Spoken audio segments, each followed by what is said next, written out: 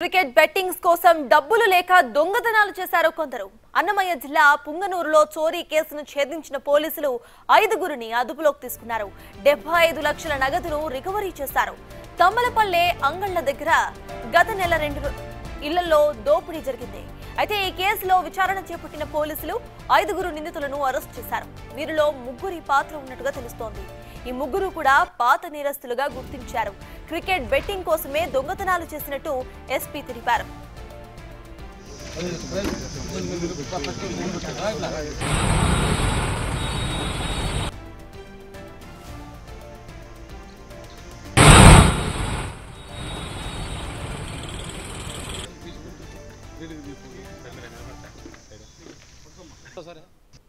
గ్రామంలో దొంగతనం చేయడం, అది కూడా రికవర్ చేయడం జరిగింది.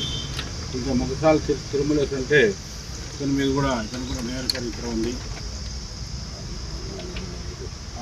అతను ఆల్రెడీ హత్య కేసులో ముద్దాయిగా ఉన్నారు.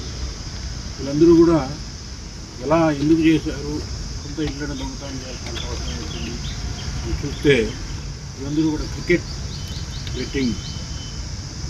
బెట్టింగ్ ఎక్కువ ఆడుతూ ఉన్న డబ్బులందరినీ పోగొట్టుకొని తిరిగి వాళ్ళ వాహనాలను కూడా కుదరబెట్టడం, ఇంట్లో వాళ్ళు కూడా బెదిరించి డబ్బులు వసూలు చేయడము, ఇవి చేసిన దానివలన ఈ క్రికెట్ బెట్టింగ్ దెబ్బకి వీళ్ళు దొంగతనాలు చేయాల్సిన పరిస్థితి వీళ్ళ టైంలో తెచ్చుకున్నారు.